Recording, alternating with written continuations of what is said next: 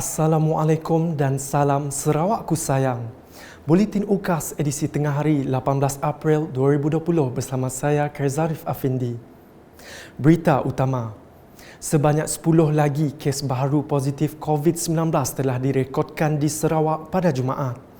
Menteri Kerajaan Tempatan dan Perumahan Datuk Seri Profesor Dr. Sim Kui Hian berkata 10 kes baru ini telah menjadikan jumlah bilangan kes di Sarawak sebanyak 397 kes sejak kes positif pertama dilaporkan pada 13 Mac 2020. Of these 10, 7 are at SGH, 2 at Miri Hospital and 1 at Sibu Hospital. Beliau berkata demikian dalam sidang media COVID-19 Sarawak yang diadakan di Wisma Bapa Malaysia pada Jumaat. Tambah Datuk Seri Profesor Dr. Sim, Sarawak turut merekodkan 119 kes person under investigation PUI hari ini menjadikan jumlah terkumpul kepada 3,184 kes. Fortunately, 2,687 cases are negative.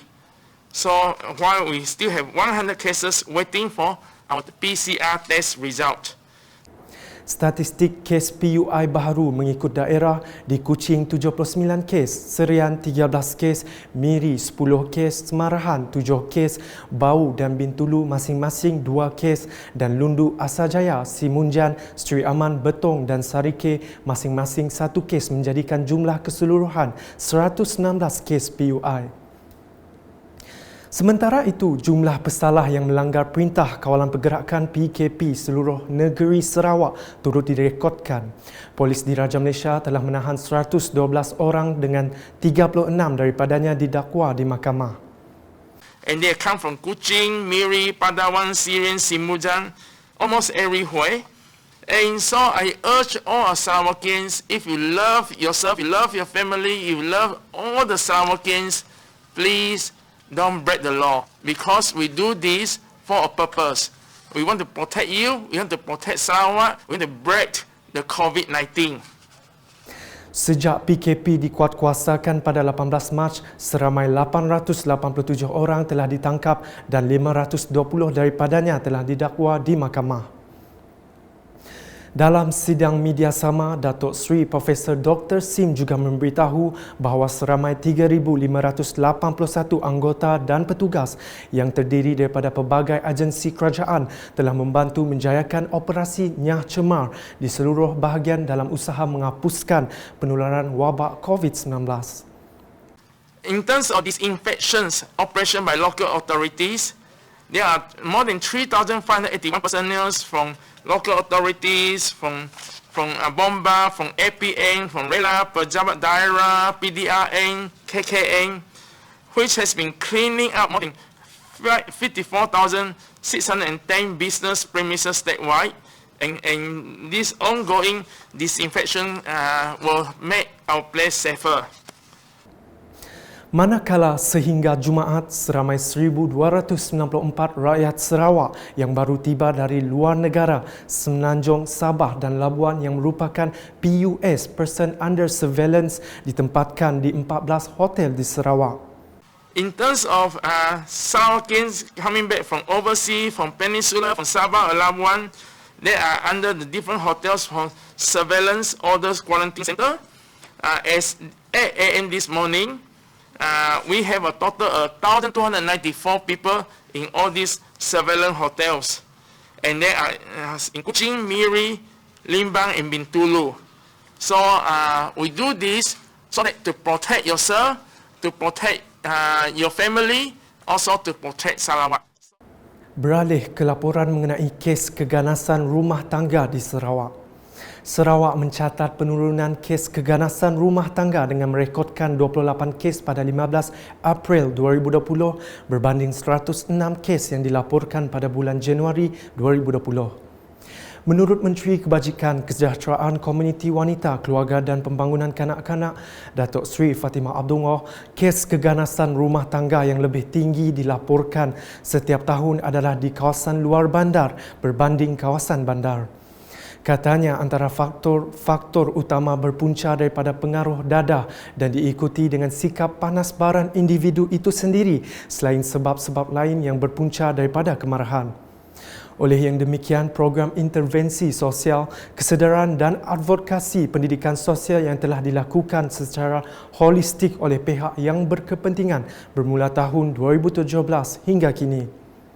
Pelaksanaan program itu memfokuskan keselamatan rumah tangga dan kanak-kanak di mana pihak berkepentingan dididik mengenai hak wanita, kanak-kanak, perlindungan dan sokongan untuk mangsa. Dengan itu, Datuk Seri Fatimah meminta mangsa-mangsa keganasan rumah tangga untuk tidak mendiamkan diri dan melaporkan di talian bantuan JKM 082-514-141 atau talian bantuan JWKS 082448866 supaya tindakan dapat diambil secepatnya. Laporan seterusnya. Pasukan polis melakukan operasi pemantauan Perintah Kawalan Pergerakan PKP Fasa 3 di sekitar Kampung Hilir, Kampung Hulu, Kampung Tengah, Kampung Muhibah RPR, Srijaya dan Taman Harmoni di Kuching pada Jumaat. Pemantauan yang turut disertai anggota tentera dan Jabatan Penerangan itu dilakukan bagi memastikan penduduk setempat tidak ingkar dan mematuhi PKP yang dilanjutkan sehingga 28 April depan. Gerak kerja tersebut juga dilaksanakan bagi memastikan masyarakat setempat tidak keluar sesuka hati dan berada di rumah. Selanjutnya, pihak swasta yang ingin melakukan sanitasi premis di Sarike perlu memohon kepada Pusat Operasi Bomba dan Penyelaman Zon Tengah yang berpusat di Sibu. Menurut Ketua Balai Bomba dan Penyelamat Sarike Mahmudin Narudin, setakat ini belum ada pihak swasta yang memohon untuk proses sanitasi dan nyah cemar di lokasi masing-masing. Beliau berkata demikian semasa operasi sanitasi awam daerah Sarike di Perpustakaan Desa Baji Jaya Baru, Kampung Seberang Sarike pada Jumaat. Operasi yang ke-18 secara keseluruhan di Sarike dengan tertumpu kepada bangunan dan lokasi di bawah bidang kuasa Majlis Daerah Sarike MDS seperti tandas awam, perpustakaan, market awam dan pejabat. Hari ini kita akan menjalankan sanitasi di perpustakaan awam Majlis. Anggota yang terlibat pihak PBT ada 6 orang, pihak bomba ada 3 orang. Dan keluasannya lebih kurang 1.2 meter persegi. Sebelum mengakhiri buletin, ikuti perkongsian video terbitan WHO mengenai COVID-19.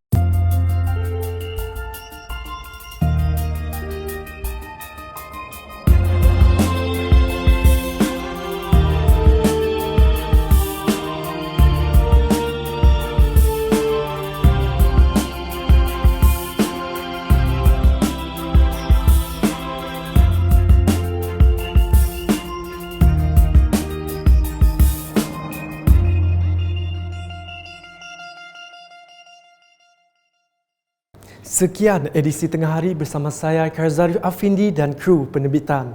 Bersama-sama kita membantu mengekang penularan wabak COVID-19 dengan duduk di rumah.